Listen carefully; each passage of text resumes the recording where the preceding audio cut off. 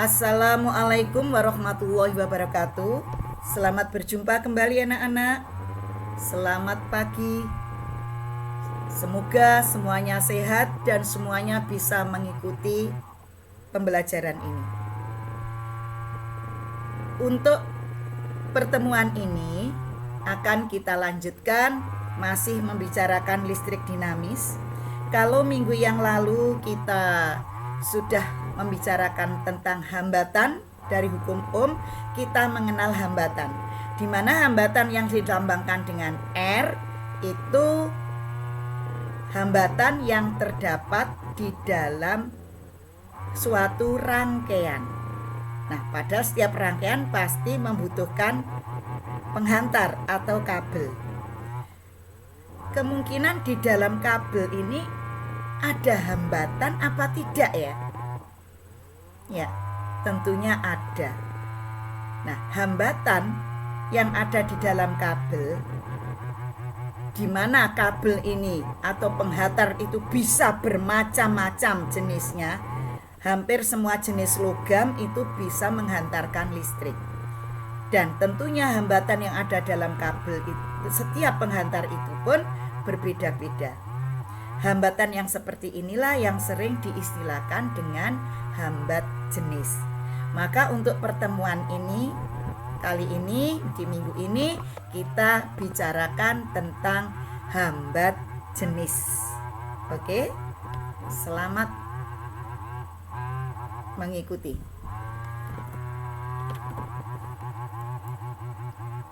Ya. Hambat jenis. Apa itu hambat jenis? Hambat jenis adalah hambatan yang dimiliki oleh setiap jenis penghantar dalam setiap satu satuan panjang. Jadi dalam setiap meternya penghantar itu mempunyai nilai sendiri. Nah, kalau kita tinjau di sini hambat jenis dari beberapa zat. Ada perak, tembaga, emas, dan lain-lain, sampai dengan konstanta, germanium, ebonit, karet. Coba, bisa membaca enggak kalian? Ini hambat jenis dalam satuan ohmmeter. Dari tabel ini, mana yang punya hambat jenis terkecil? Ada yang tahu? Ya, sebenarnya ini sudah diurutkan ya. Yang punya hambat jenis terkecil ternyata perak, 1,6 kali 10 pangkat min 8. Sedangkan paling besar adalah karet. Hambat jenisnya 10 pangkat 13 sampai dengan 10 pangkat 16, sama dengan ebonit. Apa maksudnya ini? Hambat jenis, semakin kecil hambat jenisnya, berarti hambatannya kecil, arus yang lewat makin besar. Berarti perak ini sangat bagus untuk mengalirkan arus listrik. Sedangkan ebonit dan karet adalah benda yang tidak baik untuk menghantarkan listrik karena hambat jenisnya besar. Jadi listrik sulit untuk melaluinya. Nah, tetapi kenapa kabel-kabel kok dibuat dari tembaga, tidak perak? Kira-kira tahu enggak kamu kenapa? Ya, perak harganya sangat mahal. Sedangkan kalau kita tinjau nilainya tidak seberapa bedanya. Maka umumnya kabel-kabel atau penghantar dibuat dari tembaga. Sudah bisa? Cara membaca tabel ini itu ada di buku paketmu halaman 209 ya. Nah, kita lanjut. Ya, kita akan melakukan percobaan menyelidiki faktor yang mempengaruhi hambatan suatu penghantar, suatu rangkaian. Ya, kita tinjau. Nah, kamu perhatikan ini. Ada 2 rangkaian. Apa yang membedakan gambar A dan gambar B? Ya, penghantarnya. Yang gambar A penghantarnya cukup pendek. Yang gambar B penghantarnya panjang sekali sampai berliku-liku seperti ini. Nah, apa pengaruhnya? Ya, di sini dikatakan kita akan membicarakan panjang kawatnya ini bagaimana pengaruhnya terhadap hambatan kawat. Ya. Kawatnya sama-sama merah, berarti jenisnya sama. Artinya apa? Hambat jenisnya sama. Kemudian besarnya juga sama. Artinya apa? Luas penampangnya. Besarnya kawat itu luas penampang kawat sama. Yang membedakan panjangnya. Coba kita lihat, perhatikan bagaimana saat saklar disambungkan. Nah, apa yang kamu lihat? Nyala rangkaian A lebih terang daripada nyala rangkaian B. Apa artinya? Berarti arus gambar A itu lebih besar, arus gambar B lebih pendek, lebih kecil. Ya, maka dikatakan IA, arus A lebih besar dari arus B. Kenapa? Berarti hambatan A lebih kecil dari hambatan B. Lah, kenapa hambatannya kok kecil? Karena kawatnya pendek. Jadi panjang kawat A lebih kecil dari panjang kawat B. Maka disimpulkan, ya, semakin panjang kawat, hambatan kawat makin besar. Maka hubungannya apa? Makin panjang kawat, makin besar hambatan. Berarti hubungannya sebanding. Maka dituliskan R, ya, hambatan kawat sebanding dengan panjang penghantar. Ya, ini yang percobaan pertama. Percobaan kedua kita lihat. Nah, apa yang kamu lihat ini? Kawatnya panjangnya sama, besarnya juga sama. Yang membedakan warnanya, berarti jenisnya. Nah, misalnya di sini, ya, kawat A menggunakan bahan konstanta, kawat B menggunakan bahan tembaga. Ya, dilihat dari tabel tadi, mana yang lebih besar hambat jenisnya? Konstanta yang A, ya. Yang B tembaga, hambat jenisnya kecil. Ya, tadi dikatakan panjangnya sama, luas penampangnya sama. Saat saklar disambungkan. Nah, kita lihat ternyata gambar B atau rangkaian B nyalanya lebih terang. Berarti arus B lebih besar dari arus A. Atau hambatan A lebih besar dari hambatan B. Padahal hambat jenis A lebih besar dari hambat jenis B. Ya, berarti apa hubungannya hambatan dengan hambat jenis? Kalau kita tinjau, ya, semakin besar hambat jenis kawat, hambatan kawat makin besar.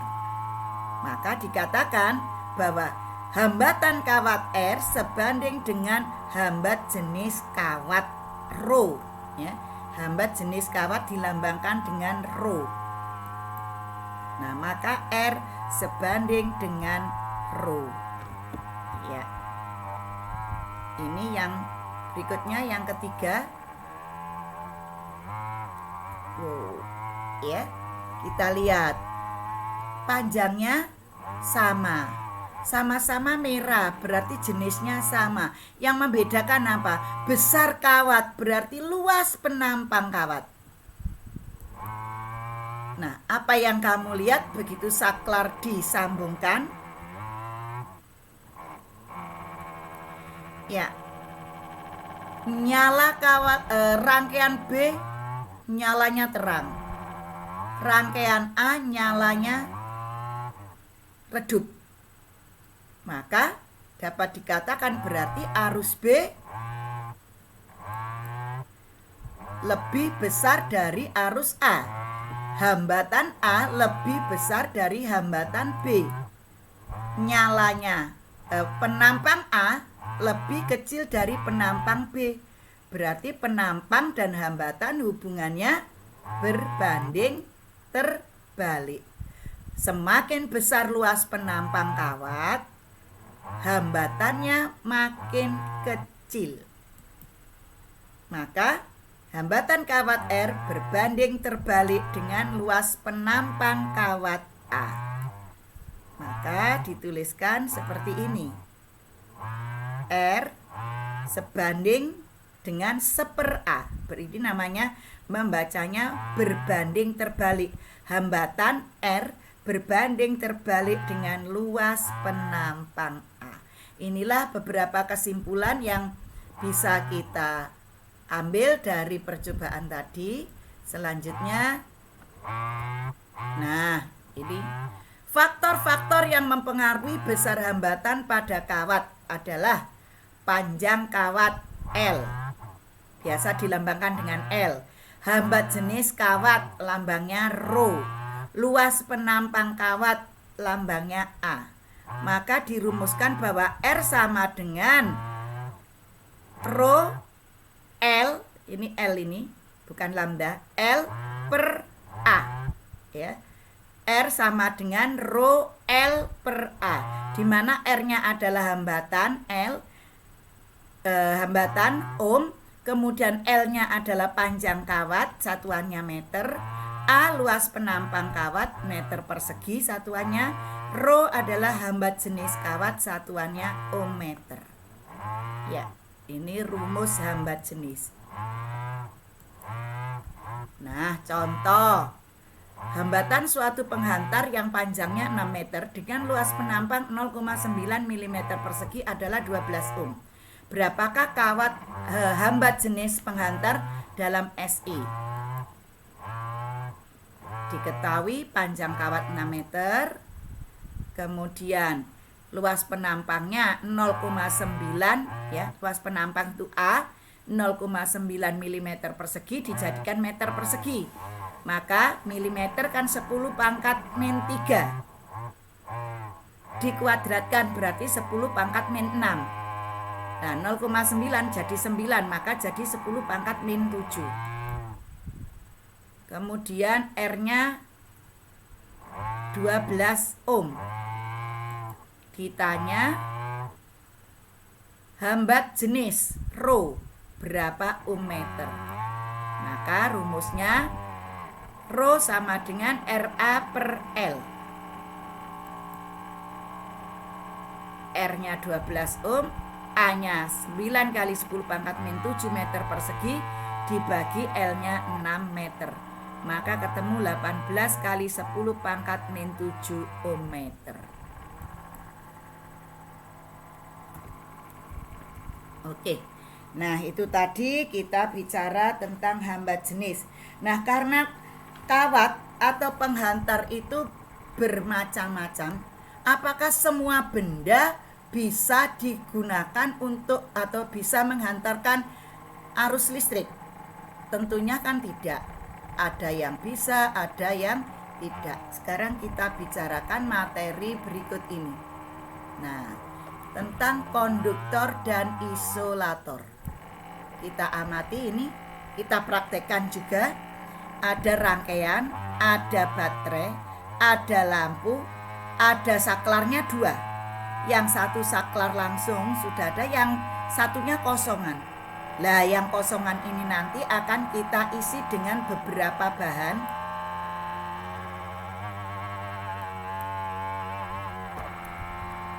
Antara lain ada kayu, ada plastik, ada aluminium, ada besi, ada tembaga. Sekarang kita coba yang kayu. Saklar kita tutup. Apa yang kamu lihat? lampu tidak menyala. Artinya apa? Berarti kayu ini tidak bisa menghantarkan arus listrik. Nah, kayu disebut isolator. Plastik ternyata juga tidak mau, maka plastik isolator. Aluminium, wah, lampu langsung menyala. Aluminium dikatakan konduktor. Lanjutnya besi. Nah, apa yang kamu lihat? Lampu menyala terang. Lampu besi konduktor.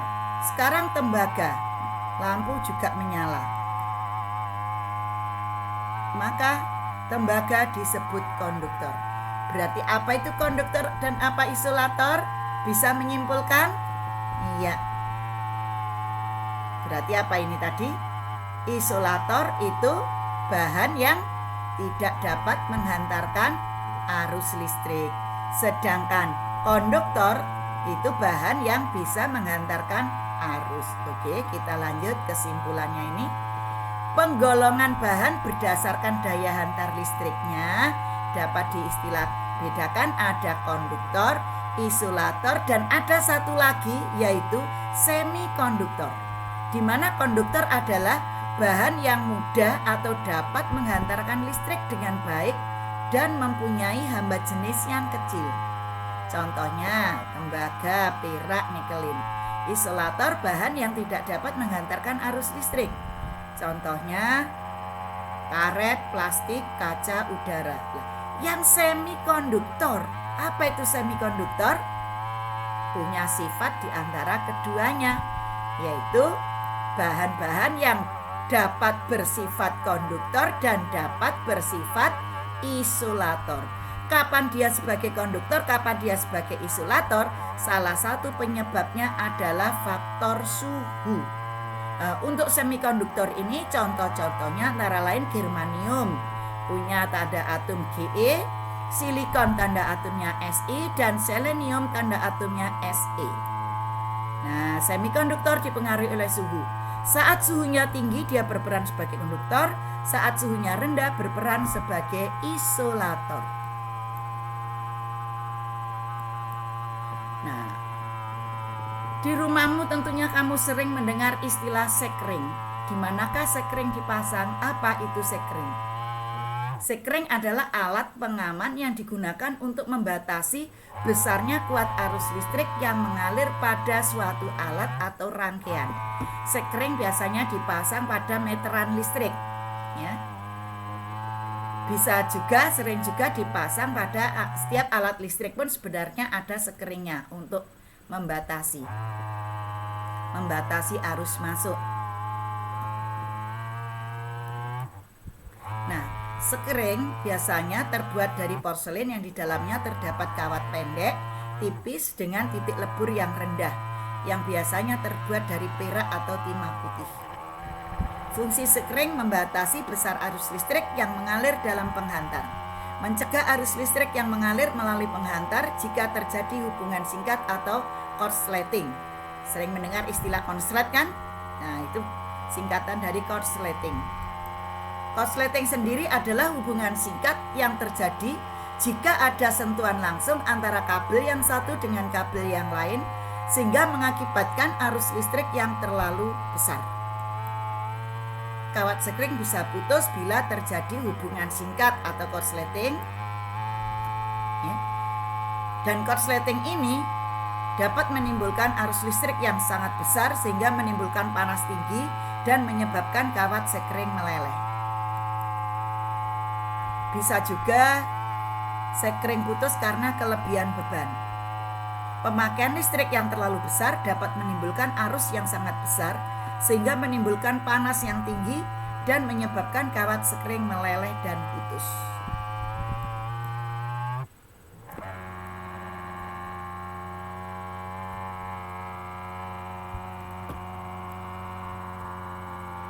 Ya, kita bicara tentang rangkaian listrik. Seperti kemarin, minggu yang lalu kita bicarakan, rangkaian listrik adalah hubungan antara sumber listrik, penghantar atau kabel, dan alat listrik atau lampu. Rangkaian listrik dibedakan menjadi dua, yaitu rangkaian seri, di mana rangkaian listrik yang ini tidak memiliki percabangan kabel yang mengakibatkan aliran listrik akan terputus dan semua lampu akan mati. Nah, contoh gambar rangkaian seri. Ini sumber tegangan, ini kabel, lah ini disambung beruntun terus menerus. Ya, ini rangkaian seri. Nah, kemudian yang rangkaian paralel, yaitu rangkaian listrik yang memiliki percabangan kabel. Jika salah satu ujung kabel terputus, maka arus listrik akan tetap mengalir pada kabel lainnya yang masih terhubung dan lampu lainnya tetap menyala. Contoh rangkaian paralel seperti ini. Ya. Nah, ini ada cabang-cabangnya ini.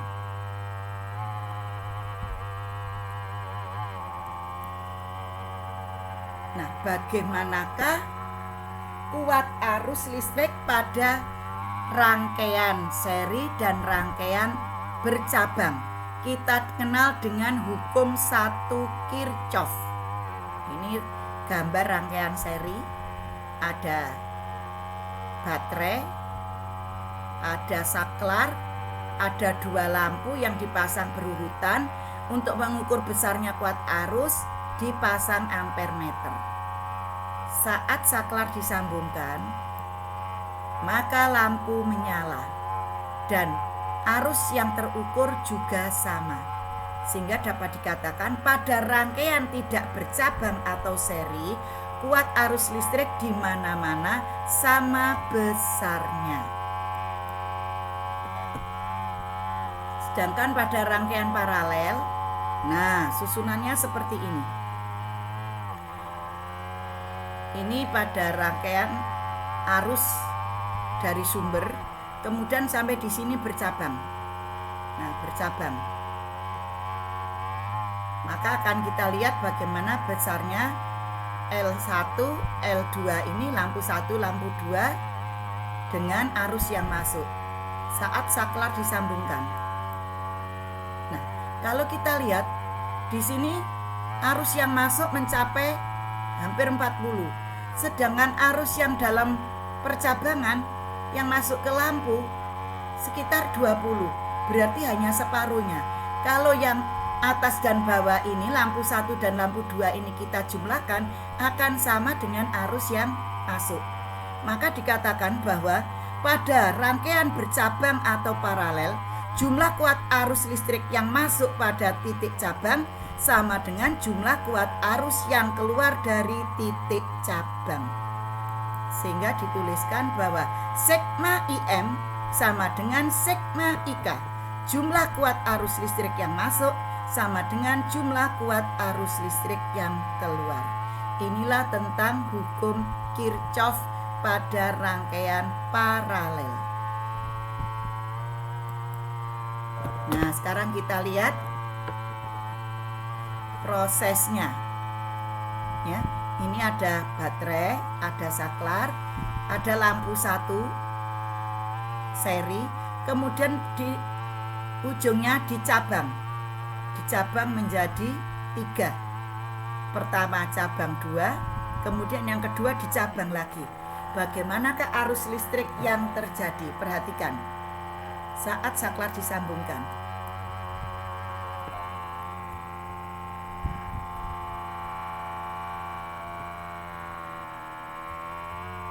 Ya. Nah, ini ada arus listrik yang biru kita, lah ada sampai sini bercabang dia. Nah, sampai ini cabang lagi, dia kumpul. Lah, menyatu lagi di sini. Iya, ini gambaran kuat arus. Ya, saya ulang lagi.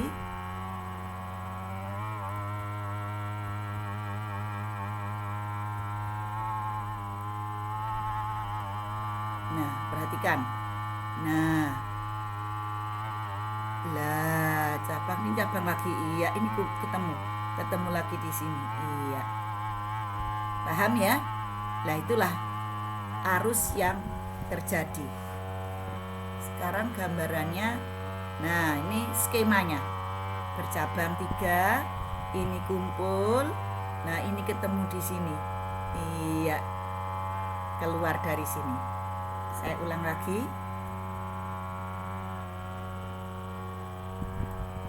Ya, arus masuk utuh. Di sini bercabang. Kumpul lagi di sini, kumpul lagi di sini. Keluarnya sama dengan arus yang masuk. Ini adalah gambar-gambar rangkaian bercabang, ya, arus yang mengalir pada rangkaian bercabang menurut Kirchhoff tadi. Nah, sekarang ada beberapa contoh soal. Iya, seperti ini. Ya, contoh-contoh soal. Nanti bisa kamu lihat. Nah, sekarang kita lanjutkan tentang hambatan. Kalau tadi kita meninjau arus pada rangkaian seri dan paralel itu menurut hukum Kirchhoff. Sekarang kita bicarakan bagaimanakah hambatan yang disusun seri dan disusun paralel. Ada beberapa hambatan. R1 punya ujung-ujung A sampai B. R2 punya ujung B sampai C. R3 punya ujung C sampai D. Nah, apabila ini dialiri arus, maka akan terjadi beda potensial antara A dan B. Sehingga dikatakan tegangan R1 itu VAB, tegangan R2 VBC, tegangan R3 VCD. Ternyata 3 hambatan ini bisa digabung menjadi satu hambatan pengganti. Nah, seperti ini yang dinyatakan dengan RS. Jadi 1, 2, 3 disatukan, dikerepes, diringkes jadi satu, muncul R pengganti. Maka BC-nya hilang, yang ada dari titik A sampai titik D. R1, 2, 3 menyatu menjadi RS. RS itu adalah hambatan pengganti rangkaian seri. Maka V-nya, tegangannya juga dari A sampai D, dinyatakan dengan VAD. Lah, VAD ini dari mana? Dari VAB ditambah VBC ditambah VCD. Padahal V sendiri rumusnya apa tadi kemarin? Ya, dalam hukum Ohm, V adalah R kali I. Nah, maka RS-nya sendiri VAD itu adalah I kuat arus kali RS. Maka VAD menjadi I kali RS. VAB adalah I kali R1. VBC adalah I kali R2. VCD adalah I kali R3. Karena dalam rangkaian seri menurut Kirchhoff, kuat arus di mana-mana besarnya sama, sehingga I-nya bisa dicoret. Tinggal RS sama dengan R1 tambah R2 tambah R3. Iya. Ini rumus hambatan pengganti seri. Selanjutnya yang paralel. Nah, susunan paralel seperti ini. Ada arus listrik masuk. Di sini ada 3 hambatan. R1, R2, R3. R1 ujung-ujungnya mana? Dari A sampai B. R2 ujungnya dari A sampai B. R3 ujungnya juga A sampai B. Nah, padahal arus yang masuk terurai, bercabang menjadi I1 masuk R1, I2 masuk R2, I3 masuk R3. Nah, ternyata dari ketiga hambatan yang dirangkai paralel ini, R1, R2, R3 bisa diringkes, bisa dikerepes, diringkes menjadi satu, muncullah R RP. Apa itu RP? Hambatan pengganti dari rangkaian paralel. Dari hambatan paralel. Maka ujung-ujungnya tetap A kali B. Sehingga bagaimana rumusnya? Tegangannya juga V dari A sampai B. Lah bagaimana dalam hukum Ohm? Kita tahu bahwa arus yang masuk itu sama dengan I1 ditambah I2 tambah I3. Lah I1-nya yang mana? Yang I mana? Itu ini. Rumusnya VAB ya. VAB per RP.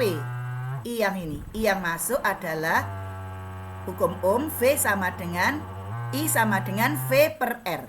Maka I yang ini adalah V-nya VAB per dibagi R-nya apa? RP. Sehingga I diganti dengan VAB per RP. Kemudian I1 yang mana? I1 itu yang ini. Lah V-nya V apa? Ya VAB.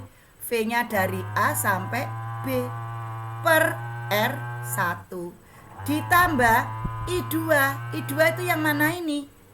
Lah V-nya yang mana? Ya VAB. VAB per R2. VAB per R2 ditambah I3. I3 yang mana? Yang ini. Nah, I3 itu V apa? Ya VAB. VAB per R3-nya ini. Nah, dalam rangkaian paralel yang sama adalah tegangannya. Karena tegangan sama bisa dicoret. Sehingga 1/R1 tambah 1/R2 tambah 1/R3 tambah 1/RP sama dengan 1/R1 tambah 1/R2 tambah 1/R3. Inilah rumus untuk rangkaian hambatan rangkaian paralel. Ya, ini soal contoh hambatan pengganti pada rangkaian di bawah ini. Ada berapa hambatan ini tuh? 2, 3, 4, 5, 6, 7. Walaupun bentuknya seperti ini namanya seri karena lurus. Berurutan. Nah, tidak ada cabangnya sama sekali. Maka penyelesaiannya bagaimana? RS sama dengan R1 tambah R2 tambah R3 tambah R4 tambah R5 tambah R6 tambah R7. R1-nya 2, R2-nya 4, R3-nya 3, R4-nya 2, R5-nya 4, R6-nya 5, R7-nya 3. Ketemu 23 ohm. Nomor 2. Lah kalau seperti ini bagaimana? Ini namanya rangkaian gabungan. Ada paralel, ada seri. Maka yang didahulukan adalah paralelnya dulu. Ini di paralel dulu, dikerepes ya, diringkes. Nah, diringkes dulu akan kita temukan ini. 1/RP sama dengan 1/R1 tambah 1/R2. Di mana 1/RP ini 1/6 tambah 1/3. Ketemu 1/RP-nya. Ingat, ini penjumlahan pecahan dijadikan per 6. 1/6 ditambah 2/6. Ketemu 3/6. Maka RP-nya, lah 3/6 itu masih nilai 1/RP loh anak-anak, masih 1/RP. Maka RP-nya tinggal dibalik menjadi 6/3, yaitu sama dengan 2. Maka RP-nya ini, pengganti dari paralel ini dari 6 dan 3 adalah 2 ohm. Baru setelah itu, setelah ini dikerepes, hubungannya sekarang menjadi seri. Nah, ini dari 6 ohm dan 3 ohm diringkes ketemunya 2 ohm ini. Sekarang hubungannya seri. Maka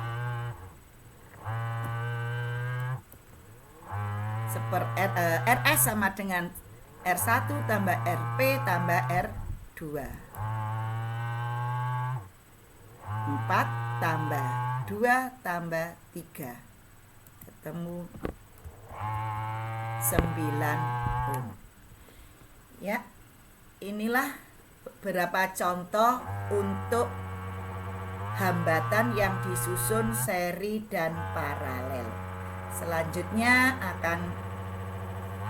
masih ada lagi minggu depan, insya Allah akan diganti Bu Endang tentang energi listrik dan sumber tegangan. Nanti perhatikan, akan saya kirim, saya beri soal-soal, kamu catat dan selesaikan. Oke, saya akhiri sampai sekian. Billahi taufik wal hidayah. Wassalamualaikum warahmatullahi wabarakatuh.